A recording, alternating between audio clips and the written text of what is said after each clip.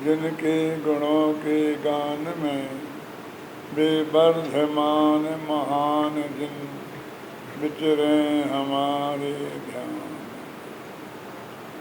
नमोकार महामंत्र की महिमा के संदर्भ में बात चल रही है।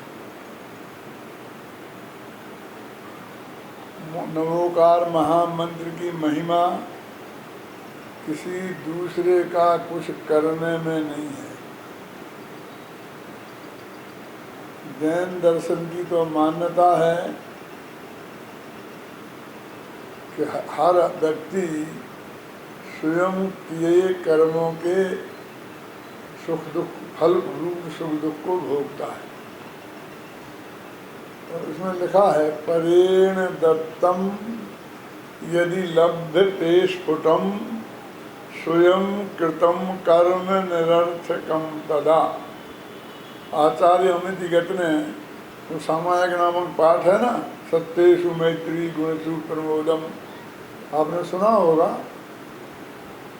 उसकी पंक्तियां हैं कि यदि परेण दत्तम सुख दुख और जीवन मरण दूसरे के द्वारा दिए जा सकते हैं। परेण दत्तम माने दूसरों के द्वारा दिए गए हों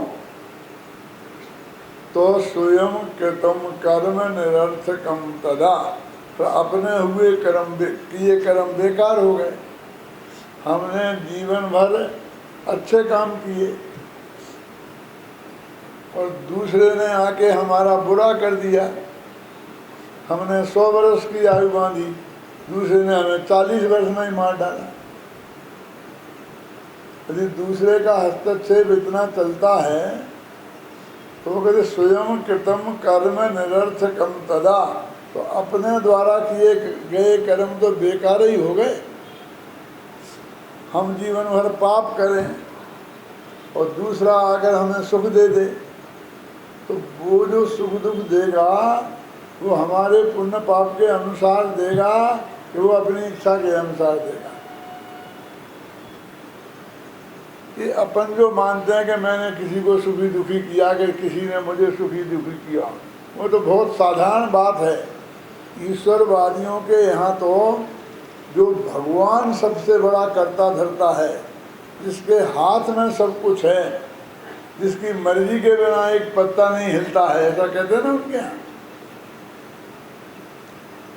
उस भगवान के बारे में भी कहा उनने कि वो भगवान जो हमें सुख दुख देता है वो हमारे कर्म के अनुसार देता है कि अपनी मर्जी से देता है।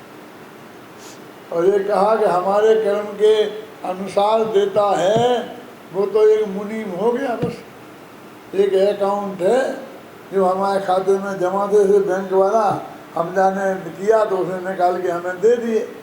तो हमारे कर्मों के हिसाब किताब उसने रखा। अब इतने लाखों करोड़ों अरबों लोग जीवों का हिसाब किताब वो रखे और फिर हर एक को समय पर बाकायदे खतौनी करके और किसको कब क्या देना है वो सारी मैनेजमेंट की व्यवस्था करे, तो वो तो एक व्यवस्थापक हुआ, दातार कहाँ हुआ। तो ऐसा आप मानते हो कि बैंक वाले सुबह से शाम तक करोड़ों रुपए का पेमेंट करते हैं तो वे किसी को एक पैसा देते हैं? नहीं मानते। ये दातार नहीं है, उसके जमा हैं तो देखते हैं कि तुम्हारे खाते में 5,000 रुपये जमा रहना चाहिए, 5,000 से कम हो गए तो तुम्हारे 5 रुपये का भी चेक लौटा देते हैं। तो हमारा रखते हैं, देते कहाँ हैं? हमारे कर्म के अनुसार ही सब भगवान को करना पड़ता है। तो इधर मुफ्त की मजदूरी हुई, उसके हाथ में कुछ नहीं रहा। और यदि उसके हाथ में है तो फिर हमारा किया गया कर्म बेकार है। बैंक में पैसा कोई जमा क्यों कराएगा? क्योंकि वो तो बैंक के मैनेजर की मर्जी के हिसाब से पैसा दिया जाएगा। हमने जमा कराया इसलिए तो दिया नहीं जाएगा। तो परेण दत्तम यदि लभ्यते स्फुटम, पर के द्वारा दिया जा सकता है तो फिर स्वयं कृतम कर्म निरर्थकम तदा, अपने द्वारा किया गया कर्म बेकार हो गया। फिर ऐसा उपदेश हमें क्यों देते हो कि अच्छे काम करो, अच्छे का फल अच्छा होता है, बुरे काम मत करो, बुरे का फल बुराई होता है। यानी इतनी गारंटी तो करो कि हम बैंक में पैसा जमा कराएंगे तो अगले भव की बात जाने दो, इस भव में तो मिल जाएंगे। हम इस भव में पहुंचेंगे उस नियमानुसार और वो पैसे निकालने की हम कोशिश करेंगे तो हमें मिल जाएंगे। कोई उन्हें भी मना कर देगा, इतना भी भरोसा नहीं हो तो बैंक में कोई पैसा क्यों जमा कराए। मैं एक बात कहता हूँ, जरा समझना। सारे बाजार में यदि पैसा लेने जाओ ब्याज से तो 2 रुपया सैकड़ा, 1.5 रुपया सैकड़ा, न मालूम कितने कितने क्या, बहुत बहुत महंगा मिलता है? और बैंक में जमा कराने भी जाओ तो वो कहेगा 8% से ज़्यादा नहीं देंगे, और लेने जाओ तब भी वो उतना महंगा नहीं देगा जितना बाजार में मिलता है। तो हम उस 8% में जाके अरबों रुपया, करोड़ों रुपया समाज ने उस बैंक में जमा किए हैं। और ये 2 रुपये सैकड़े के ठेकेदार जो भी जितने बिल्डर हैं ये मांगते फिरते हैं, अरबपति हैं, कई बिल्डिंगें बन रही उनकी, तो भी उन्हें 2 रुपये सैकड़े के लिए कोई देने को तैयार नहीं है। क्यों नहीं? कभी सोचा आपने? क्यों? इसलिए है कि बैंक पे भरोसा है कि मिलेंगे गारंटी से, और ये 2 रुपये सैकड़े वाले का भरोसा नहीं है कि ये वापस मिलेंगे कि नहीं मिलेंगे। तो उस भरोसे की इतनी अधिक कीमत है, तिगुना ब्याज मिलता है। समझे? बैंक को कितना फायदा। हमने अपने एक क्रेडिट कार्ड, तो जिस भगवान की इतनी क्रेडिट नहीं है कि हमने जो काम किया है अच्छा, तो उसका फल हमें अच्छा से अच्छा मिले, इतनी व्यवस्था जिसके यहाँ नहीं होती है जिससे, तो उस पर कौन भरोसा करेगा?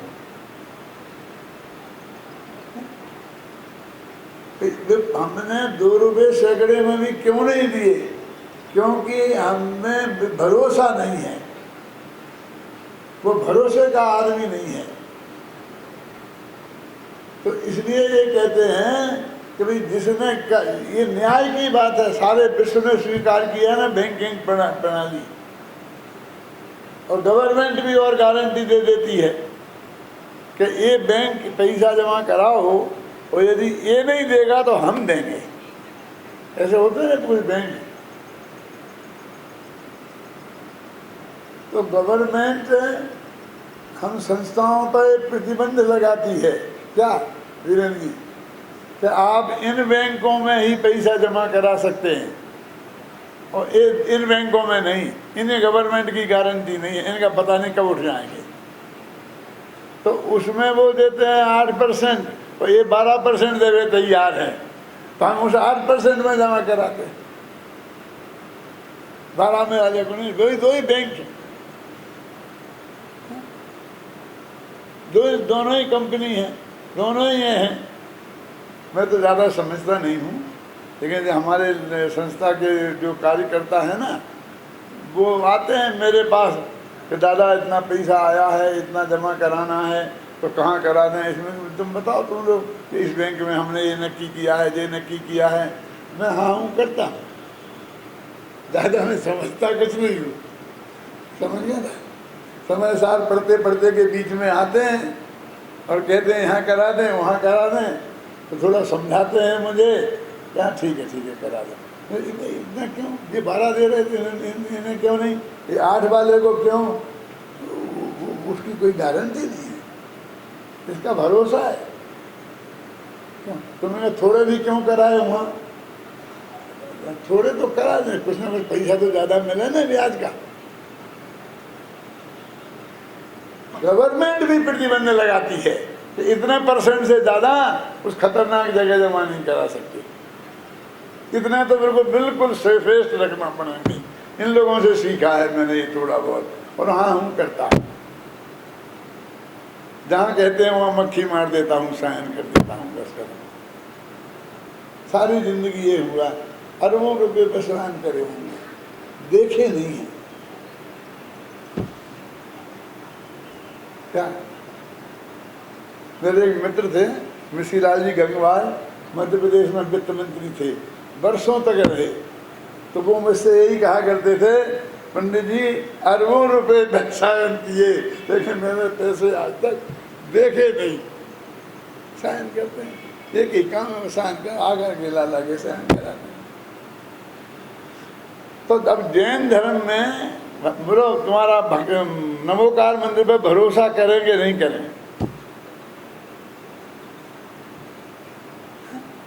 कि कोई हम पे संकट आएगा और हम नमोकार मंत्र पढ़ेंगे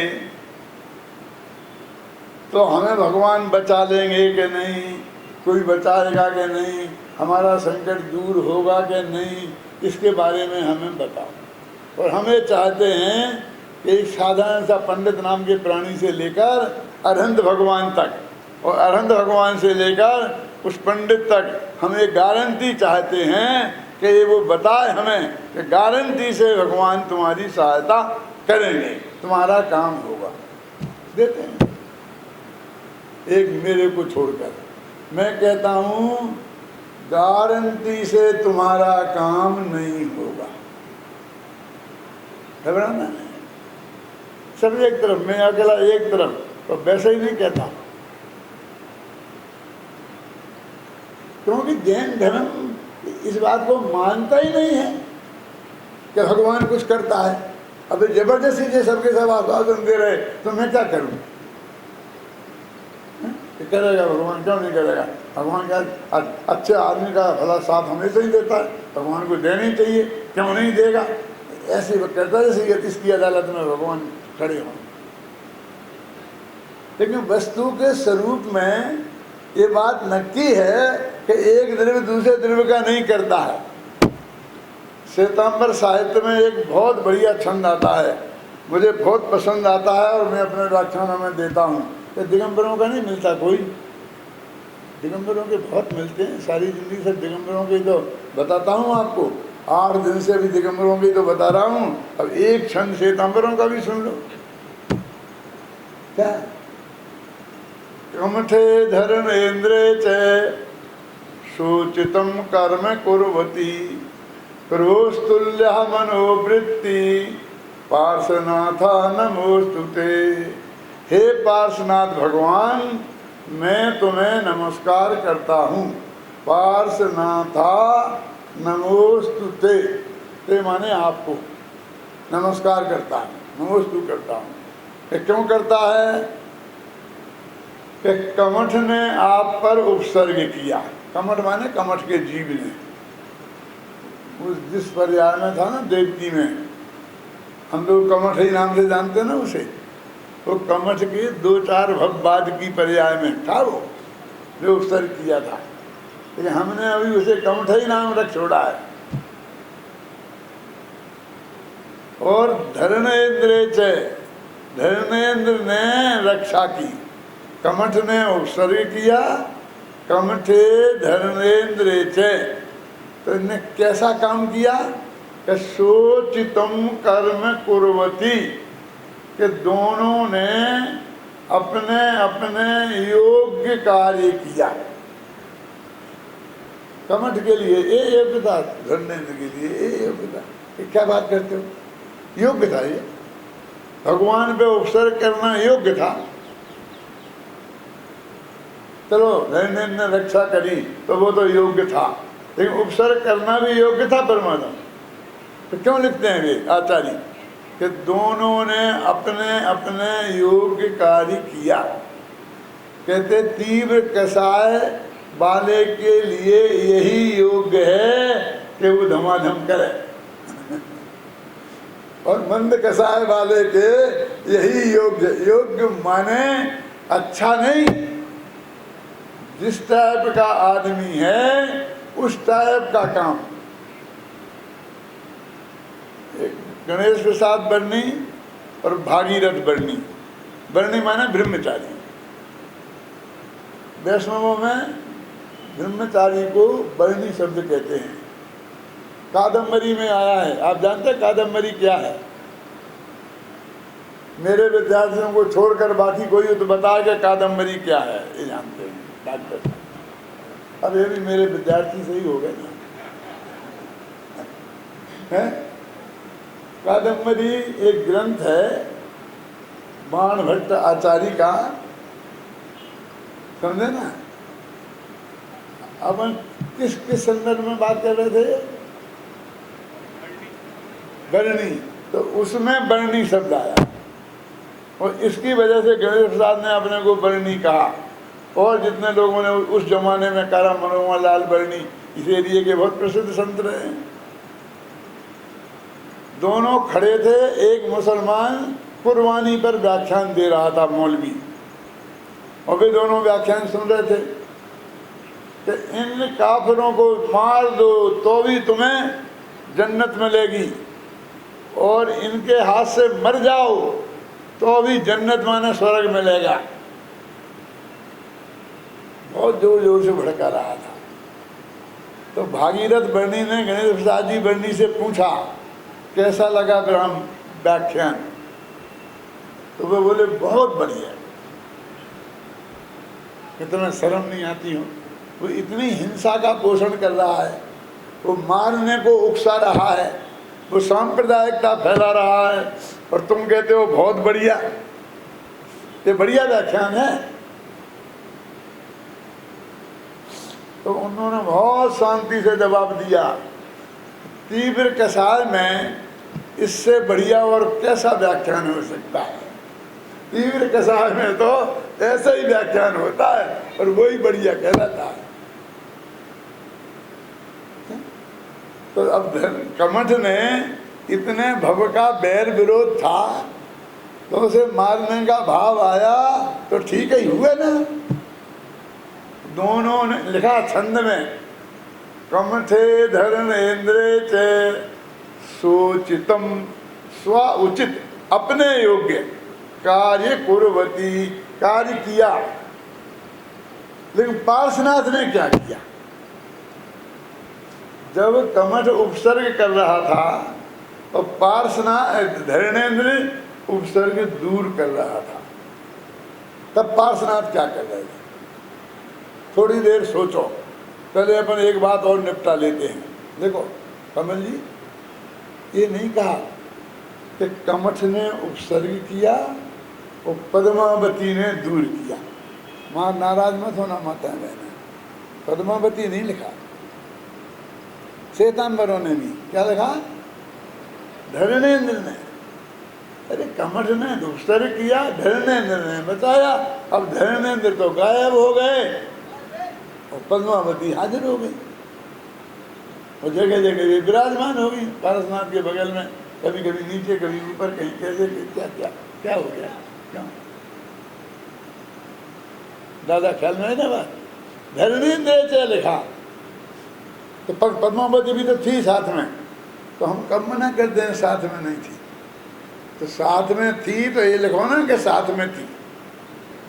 था तो मुख्य तो धर्मेन्द्र था ना। मुनि महाराज को एक राजा ने आहार दिया तो रानी भी साथ में थी, तो क्या लिखोगे? रानी ने दिया कि राजा ने? हम तो दोनों ही का लिख देंगे, बहुत बढ़िया बात है। लेकिन एक का नाम ही लिखना पड़े क्यों, तो किसका लिखोगे? बोलो, आदिनाथ भगवान को किसने आहार दान दिया था?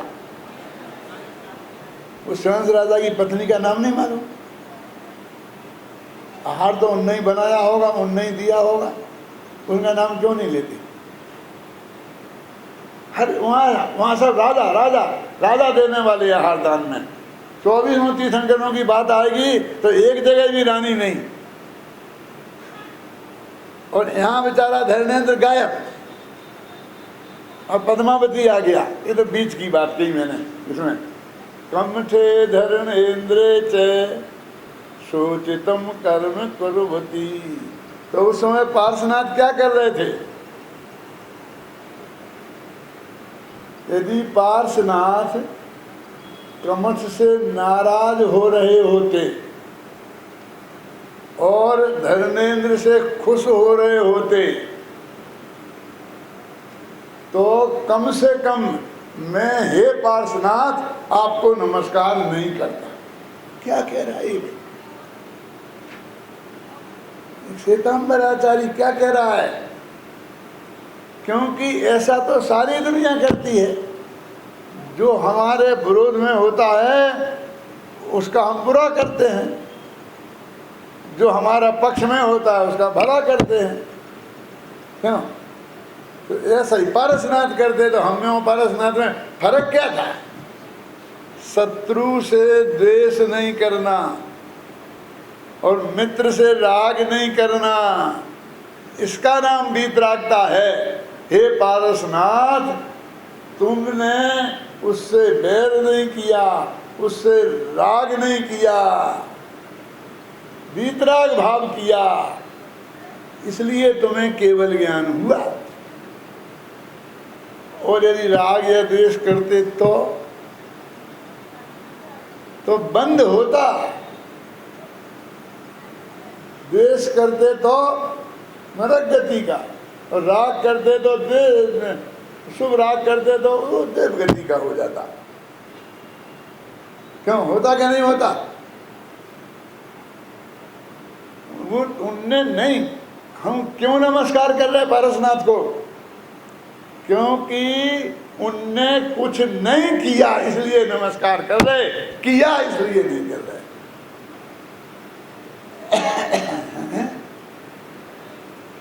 ये दौड़े दौड़े चले जाते तो हम नमस्ते नहीं करते। ऐसा क्यों कह रहे हम नमस्ते नहीं करते? तो और हमारे हाथ में है क्या? दूसरे के मामले में और हमारे हाथ में है क्या?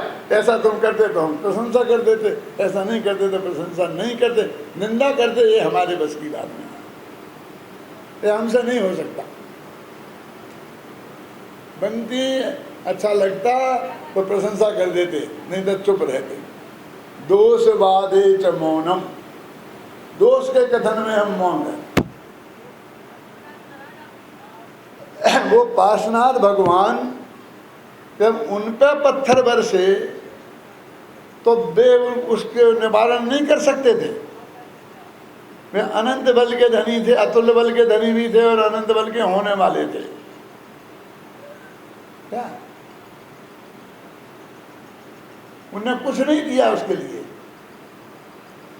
अरे उनने ये सोचा कि यदि मैं इसके विरुद्ध कुछ करूंगा तो मुझे बंद होगा, और नहीं करूंगा तो बंद नहीं होगा, ये सोचा। क्यों? ये सोचा होता तो केवल ज्ञान नहीं होता। क्योंकि केवल ज्ञान कब होता है? बोलो, माँ चिट्ठई माँ जमपई माँ चिंतई, कि ना कुछ करो, ना कुछ बोलो और ना कुछ सोचो, उसका नाम जैन धर्म में सबसे बड़ा धर्म है। इतना बड़ा धर्म है कि उसके बाद केवल ज्ञान हो जाता है और उससे मोक्ष हो जाता है। क्या? कैसे? बोलो नहीं, सोचो नहीं यार।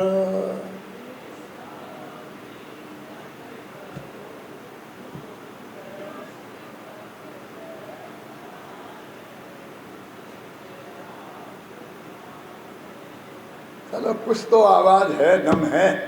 कुछ लोग 10-5 लोगों को तो मालूम है। ये ध्यान की परिभाषा आचार्य नैमिचंद सिद्धांत चक्रवर्ती वहाँ समन्वेल गोला में बैठकर जो लिखी ग्रंथ द्रव्य संग्रह, उसमें लिखी है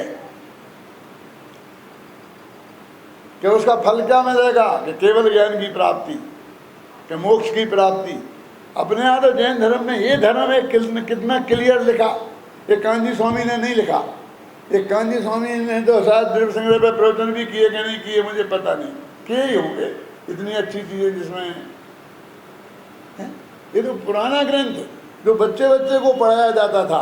हमने जब कांजी स्वामी का नाम नहीं सुना था तब ये ग्रंथ पूरा पढ़ लिया था, अब परीक्षा दे दी थी। द्रव्य संग्रह आज भी चलता है ना कोर्स में, तब भी चलता था। आज सोनगढ़ के जो संस्थाएं हैं उनके विद्यालयों में भी चलता है। और असोनगढ़ के विद्यालयों में भी चलता है, सब महाराजाओं के विद्यालयों में भी चलता है, सब जगह सर्वमान्य है नवोकार महामंत्र जैसा। उसमें लिखा। तो पारसनाथ ने क्या किया? सोचा नहीं, बोला नहीं, कुछ किया नहीं, तो केवल ज्ञान हो गया। अब आप हमसे पूछते हो हमें बताओ क्या करें, हमें बताओ क्या करें। अरे जैन धर्म में नहीं करने रूप है, करने रूप नहीं है। करने ही भाषा में तुम्हें समझना है तो ये सब जो कर रहे हो वो बंद करो,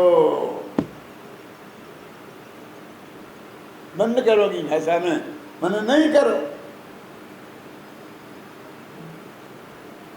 अच्छा मैं आपसे पूछता हूं, करो धर्म है कि नहीं करो धर्म है? तो सुनना, हिंसा करो कि नहीं करो? जो नहीं करो धर्म हुआ ना। हिंसा नहीं करो, झूठ मत बोलो, चोरी नहीं करो, दूसरे की माँ बहन को मत छोड़ो, परिग्रह मत जोड़ो। ये हमारे पांचों ही जो व्रत हैं, अणुव्रत महाव्रत, ये सब नहीं करो रूप हैं। इसमें करना क्या है कि साहब हमारे बस की नहीं है कि हम अणुव्रत ले लें। इसमें क्या बस की करना है? अरे चोरी करना हो तो कुछ बस चाहिए, जाएं कैसे जाएं, जहाँ छिप जाएं, हथियार होना चाहिए, थोड़ी ताकत होना चाहिए शरीर में। हिंसा करना हो तो लड़ना पड़ेगा, वो भी मार सकता है, कुछ करना पड़ेगा कि नहीं? दूसरे की माँ बहन को छेड़ना हो तो कितने कितने वो करना पड़ेंगे। अब मैं आपसे पूछता हूँ चोरी नहीं करने में क्या करना पड़ेगा? इसमें काय की ताकत चाहिए? झूठ नहीं बोलने में, हिंसा नहीं करने में, दूसरे की माँ बहन को नहीं छेड़ने में क्या करना? परिग्रह नहीं जोड़ने के लिए क्या करना?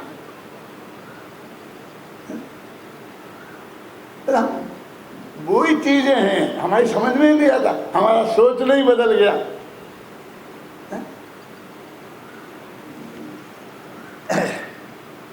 यदि इस प्रश्न का उत्तर मेनका गांधी से पूछोगे तो मालूम क्या जवाब देंगे? नहीं नहीं, अहिंसा पॉजिटिव है, ऐसा नहीं चलेगा, कुछ नहीं करो, दूसरे जीवों को मारो मत, ये अहिंसा नहीं है, पॉजिटिव है, करुणा करो, बचाओ, दौड़ो धूपो, उनको सब करो, तब वो अहिंसा हो। मतलब आप पूछ लो। और जैन पंडित भी यही जवाब देवे तो मेनका गांधी में और जैन पंडित में क्या पता चले? वो कहते अहिंसा नेगेटिव नहीं हो सकती, अहिंसा को पॉजिटिव होना चाहिए, पॉजिटिव होना चाहिए, उसे भी हाथ पैर मारना चाहिए, उसे भी कुछ करना चाहिए। हमारे तो भाव हिंसा, वहाँ भी है, राग आदि की आत्मा में उत्पत्ति नहीं होना, उसका नाम हिंसा है, अहिंसा है। बोलो, राग द्वेष करने का नाम नहीं है, वो तो नहीं करने का नाम है, तो वहाँ भी कुछ नहीं करना है, अकरना करना है। तो नवोकार मंत्र की महिमा क्या है कि उससे कुछ नहीं होता, उसके बोलने से ना देवता दौड़े दौड़े आते हैं, न तीर्थंकर दौड़े दौड़े आते हैं, कोई नहीं आता। क्यों? कि जगत का जो परिणमन है वो जगत के हिसाब से होने दो, उसमें कोई हस्तक्षेप करना ये अपराध है। हस्तक्षेप तो कर नहीं सकते, हस्तक्षेप की भावना कर सकते हो, और आज तक हमने वही किया है। आज तक किसी ने किसी का कुछ किया नहीं है, और जब किया ही नहीं है तो मांगने का सवाल ही कहाँ होता है। जब मैं ये बात कहता हूँ कि बहुत हो गया पंडित जी, बंद करो, नहीं तो हमको इनके कार्यकर्ताओं से कहना पड़ेगा कि बंद कराओ इस पंडित का भाषण, अब ज़्यादा नहीं चलेगा।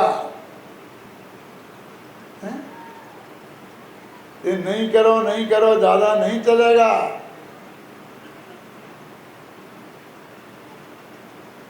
कि इससे कुछ नहीं होता, ये ज़्यादा नहीं चलेगा, इसमें कुछ नहीं मांगा है। मांगे बिना तो माँ भी दूध नहीं पिलाती है, बच्चे को भी रोना पड़ता है। क्यों? तो थोड़ा भगवान के सामने रोना तो पड़ेगा ही अपने को। भगवान भी वैसे ही थोड़ी पिघल जाएगा। अरे भाई, जैन दर्शन अकर्तावादी दर्शन है, उसमें ये कोई बात कहीं है ही नहीं कि ऐसा करो। तो कहते ऐसा कहोगे तो आज तक जितना जैन धर्म का प्रचार हुआ नवोकार मंत्र का, कल से सब बंद कर देंगे। कि सब बंद कर देंगे तो मेरी बात सच्ची हो जाएगी। कहीं सच्ची हो जाएगी। तुम बंद करवाना चाहते हो? सुनो, एक रेल के डब्बे में एक दाढ़ी वाले मुल्ला जी बैठे जाते थे। अच्छी लंबी दाढ़ी थी। सामने की सीट पे 4 कॉलेजी लड़के आप बैठे हुए थे, आपस में मजाक कर रहे थे, ऊधम कर रहे थे। मुल्ला जी बेचारे सफ़ेद दाढ़ी वाले बैठे थे शांति से। एक लड़का बोला कि तुमने सुना है ये जो दाढ़ी वाले मुल्ला होते हैं ना, सफ़ेद दाढ़ी वाले, एक नंबर के बेवकूफ़ होते हैं, मूर्ख होते हैं। तो दूसरा बोला हाँ सुना है। तीसरा नहीं, तुम गलत बोलता। वो आपस में बहस करने लगे किस बात पे, कि दाढ़ी वाले मुल्ला कैसे होते हैं। तो मुल्ला जी सुनते सुनते परेशान हो गए कि क्या करें। उन्हीं में से 2 पक्ष लेते, 2 विपक्ष में बोलते, और वहाँ तो डिबेट शुरू हो गई थी। तो मुल्ला जी ने क्या किया कि अपनी जेब में से माचिस निकाली, जलाई और दाढ़ी में आग लगा दी। पकड़ी और आग लगा दी। दाढ़ी जलने लग गई। जलने लगी तो यहाँ हाथ तक आया तो हाथ जलने लग गया, तो हाथ हटा लिया तो दाढ़ी जल गई पूरी। बोले क्या बोल रहे थे तुम लोग, अब बोलो। मुल्ला जी बोले तुम लोग क्या बोल रहे थे, अब बोलो। तो बोले अब क्या बोलना, अब तो तुमने प्रूफ हाजिर कर दिया। कि हमारे कहने मात्र से यदि तुमने दाढ़ी जला ली तो इससे बड़ी मूर्खता और क्या होती है। कुछ सोचते, विचारते, गंभीरता से हैं, उसकी जांच करते, फिर छोड़ दे। ऐसे ही हम कहेंगे और तुम छोड़ दोगे तो मुल्ला जी बन जाओगे। हम क्या करें? तुम सोचो, विवेक से निर्णय करो, और तुमको सच हो ये समझ में आ जाए कि बस सचमुच बात सच्ची है तो मानना, नहीं तो नहीं मानना। शास्त्रों में तो हम हजारों जगह लिखा बता सकते हैं कि जैन दर्शन अकर्तावादी दर्शन है। जैन दर्शन के हिसाब से भगवान कुछ करता धरता नहीं है। अरे हमारे आचार्यों ने अभी 2000 वर्ष से लड़ाई लड़ी है कि जितने भी कर्तावादी दर्शन है ना, उनसे अलग हैं हम अकर्तावादी दर्शन वाले हैं, कर्तावादी नहीं हैं। एक राजस्थान यूनिवर्सिटी में एक अंग्रेज आया था, विद्वान था। वो जैन दर्शन पर, बौद्ध दर्शन पर, भारतीय दर्शनों पर रिसर्च कर रहा था। तो किसी ने मेरा नाम बता दिया, कभी जैन दर्शन के बारे में बात करना है तो उनसे आगे बात कर सकते हो आप। तो मेरे पास आया, उसने आते ही एक छूटते ही प्रश्न किया, बोलो यदि आप लोग ऐसा कहते हो कि भगवान की भक्ति करोगे तो ये हो जाएगा, वो हो जाएगा, ये हो जाएगा, वो हो जाएगा, तो इन तुम में और कर्तावादी ईश्वरवादियों में क्या फर्क है? वे भगवान भगत के बस में हैं, दौड़े दौड़े चले आते हैं, और तुम्हारे भगवान भी दौड़े दौड़े चले आते हैं और बचा लेते हैं। क्यों? तो क्या फर्क है तुम में? फिर तुम्हें हिंदू धर्म में ही शामिल क्यों नहीं हो जाते? स्पष्ट शब्दों में कहा, तुमको ये जो इतनी छोटी सभा मिले, इतना बढ़िया व्याख्यान देते हो, इससे 10 गुनी बड़ी सभा मिलेगी, क्योंकि हिंदू बहुत है। टीवी पे भी बोलोगे, इससे 100 गुने लोग सुनेंगे।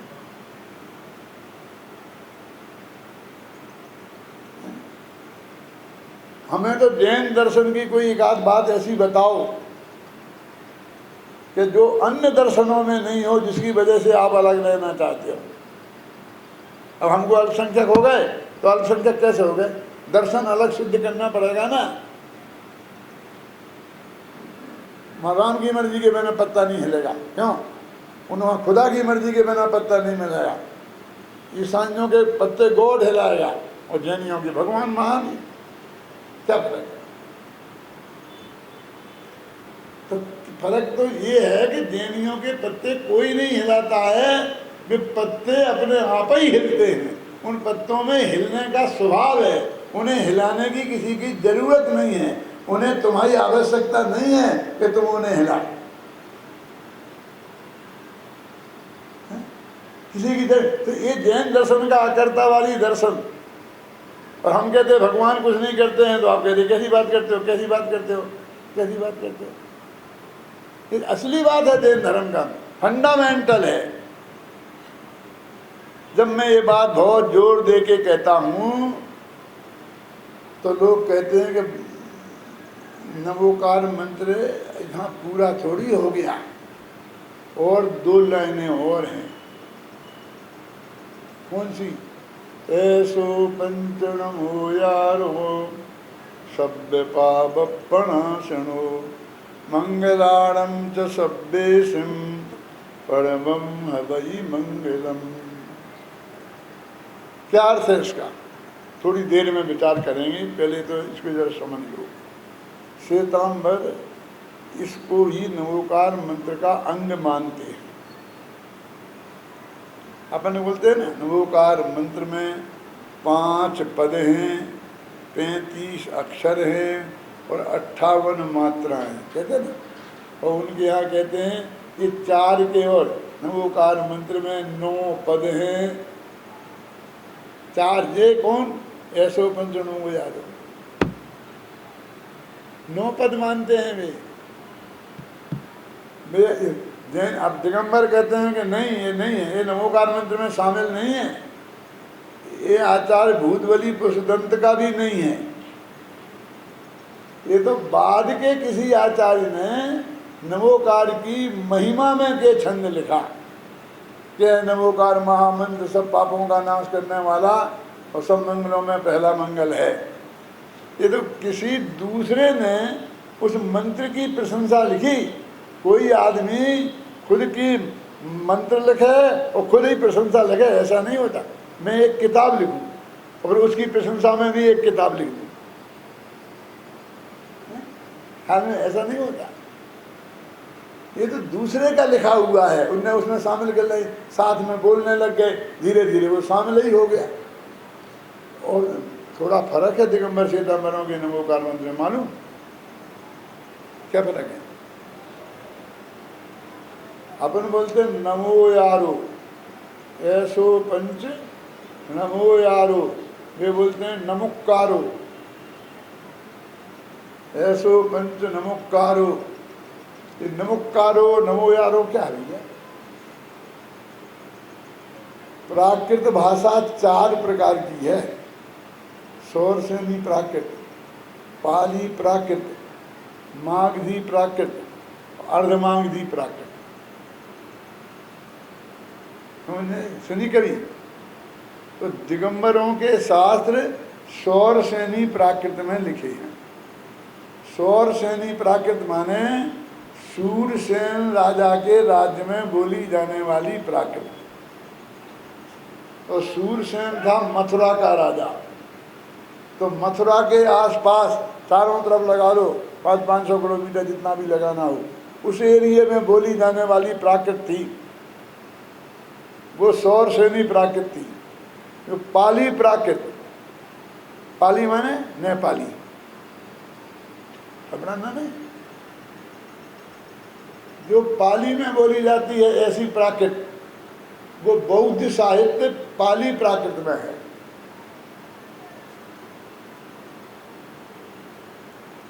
और एक मागधी जो मगध देश में बोली जाती थी। मगध हमेशा राजधानी रही है 3 खंड की। जरासंध वहाँ राजा था श्री कृष्ण के जमाने में, 3 खंड का मालिक। जैसे लंका का रावण था ना, ऐसे ही वहाँ मगध का था। तो मगध देश में बोली जाने वाली प्राकृत मागधी। और अर्ध मागधी क्या है? अर्ध मागधी भाष, जो मगध की भाषा तो मेन रूप से और आसपास की अगल बगल की भाषाओं के शब्द उसमें मिल गए, तो मिक्सचर भाषा, जैसे अपन आजकल की अंग्रेजी बोलते हैं। अभी मेरे बच्चे मेरे को एक फिल्म दिखाने ले गए थे, तो वो मैंने कहा हिंदी में थी, वो आधे से ज़्यादा अंग्रेजी बोलते थे, अंग्रेजी के बाक शब्द के शब्द। मैं कहता हिंदी की है कि अंग्रेजी की? ऐसे मागधी भाषा का ऐसा हो गया था, आधे मगध प्रांत के शब्द और आधे दूसरे प्रांतों के, लेकिन व्याकरण मागधी का लगता था।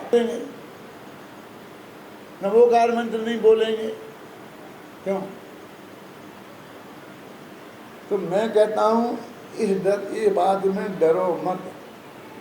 ये जो डर के मारे लोग से जो लोग बोलते हैं, उनके पल्ले से नवोकार मंत्र जितने जल्दी छूट जाए उतना अच्छा। ये तो बदनाम करते हैं, वो तो कुछ जो करता ही नहीं है, जो स्वरूप नहीं है उसका, उसको कहते हैं। और ऐसा नहीं है कि ये पता चलेगा कि ये कुछ नहीं करता है तो सब बंद कर देंगे। कोई हमारा करेगा तब करेंगे। देखो, ये एक लड़का है क्रिकेट का बहुत शौकीन, रोजाना 12 बजे से लेके शाम के 5 बजे तक धूप में मैदान में जाके क्रिकेट की प्रैक्टिस करता है। और उसके लिए उसने एक टीचर भी लगा रखा है जो उसके लिए बॉलिंग करता है और वो बराबर बैटिंग करता है उससे, समझे ना। प्रैक्टिस करने के लिए कोई को बॉलिंग करने वाला चाहिए ना, प्रैक्टिस कैसे करेगा।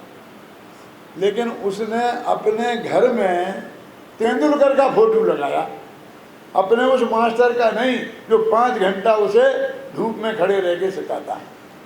क्यों? तेंदुलकर उनका क्या लगता है? बेटा तुम कभी तेंदुलकर से मिले हो कि नहीं साहब? कोशिश नहीं की, एक दफे की थी तो पुलिस वालों ने डंडा मार मार के भगा दिया था। तो तुम्हारे तेंदुलकर ने तुम्हें बचाया नहीं? क्या बताएं आपको, वहाँ बैठे बैठे देखते रहे, पुलिस हमें डंडा मार मार के भगाती रही, उनने कुछ नहीं कहा है? ऐसा किया कि हाँ ऐसा किया। एक दफे हमने हस्ताक्षर लेने की कोशिश की थी तो हस्ताक्षर नहीं ले दिए। हमने सुना कि 100 रुपये में हस्ताक्षर बेचते हैं। ऐसा है, फिर तुमने फोटो उनका क्यों लगाया? वो कुछ नहीं करते तुम्हारा, तुम्हें उनने क्रिकेट सिखाया नहीं, क्रिकेट का एक गुण बताया नहीं, तुम्हें मिलने को हाथ मिलाया नहीं, तुमसे बात की नहीं, डंडों से पिटवाया, फिर क्यों लगाया? और मास्टर बेचारा दिन भर दौड़ता है तुम्हारे साथ, सब काम करता है, उसका क्यों नहीं लगाया? इसलिए क्योंकि मुझे तेंदुलकर जैसा बैट्समैन बनना है, अपने उन मास्टर जी जैसा नहीं कि जिनका नंबर जिले की टीम में भी नहीं आया। समझ में आया? वो आदर्श है, उसने किया कुछ नहीं। हमारे भगवान आदर्श हैं, सिद्धों की पूजन, वे तो दौड़ दौड़ के नहीं आते ना, अपने सिद्ध भगवान की दौड़ दौड़ के गए होते तो नहीं मानते। फिर सिद्धों की पूजन क्यों होती है? क्योंकि वो हमारे आदर्श हैं। इसलिए जो लोग इसलिए पूजा करते हैं कि उससे हमारा कुछ होगा, हमें मिलेगा, वे तो स्वार्थी लोग हैं, वे पुजारी नहीं हैं, वो तो व्यापारी हैं, वो तो धंधा करते हैं।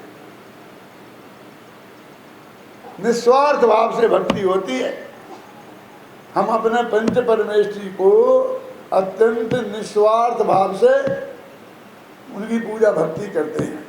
तो उसमें लिखा है ना, काय में, ऐसो पंच नमोकारो सभ्य पापणाशनो, कि यह नवोकार महामंत्र सब पापों का नाश करने वाला है। देखा? और सब मंगलों में मंगल। मैं आपसे पूछता हूँ, छाती पे हाथ रख के जरा 2 मिनट सोच के बताना, अपने ही कोई बता लेना तो मेरे उत्तर से मिलान कर लेना कि ये नवोकार महामंत्र से सब पापों का नाश होता है, ये लिखा ना। हिंदी तो इसकी ये है, बिल्कुल पक्की बात है, लेकिन सचमुच पापों का नाश होता है? ये क्या कह रहे? अरे ये लिखा है, वो तो नवोकार मंत्र में लिखा है। जो लोग उसे नवोकार मंत्र मानते हैं तो वे तो कहते हैं उसमें ही लिखा है कि सब पापों का नाश हो जाता है। हो जाता है कि हो ही जाता होगा, होगा नहीं। तो भरोसा है तो बोलो कि हाँ हो जाता है। तो तुम कितनी दफ़े बोलते हो दिन में? 9 दफ़े तो बोलते ही हो गए, नहीं तो 108 दफ़े बोलने वाले भी हैं, उनके तो सब पापों का नाश हो गया होगा। और सब पापों का नाश हो गया तो डॉक्टरों की दुकानें चलती कैसे हैं?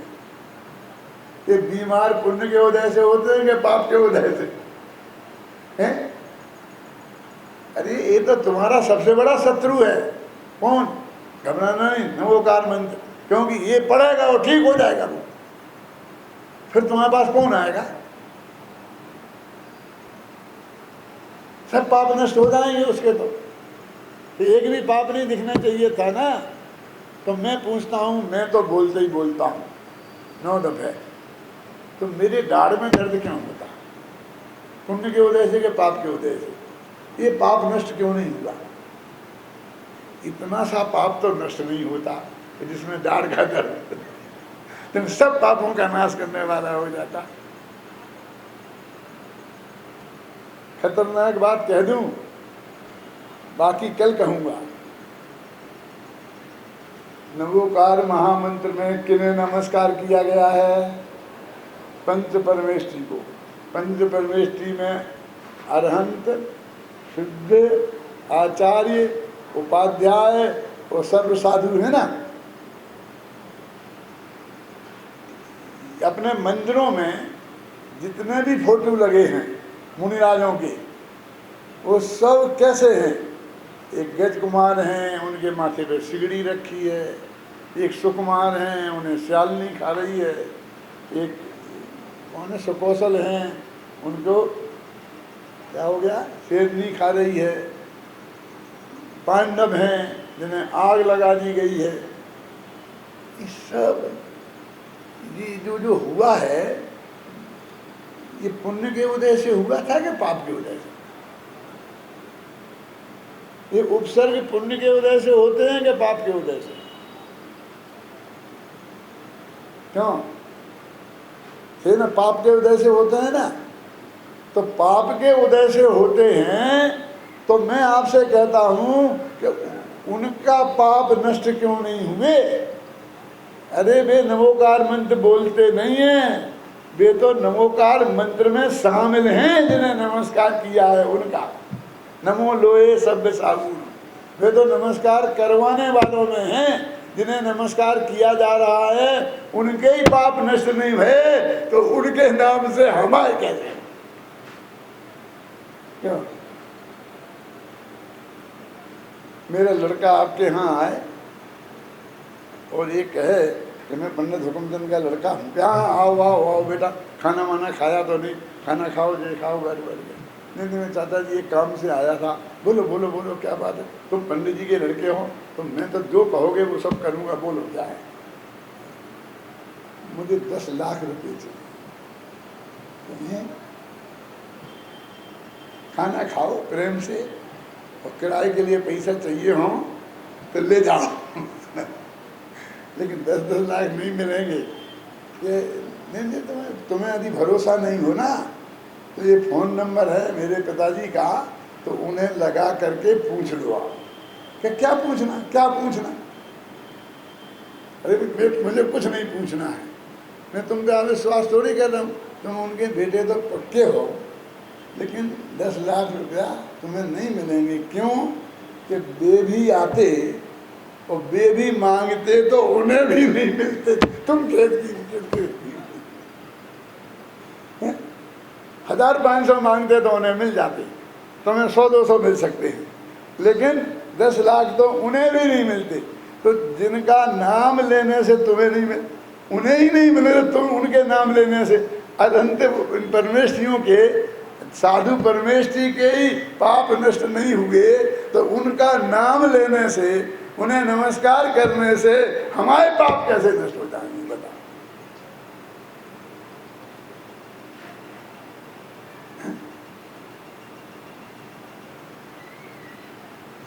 एक बहुत बड़ी बात कहना चाहता हूं, बस 2 मिनट में।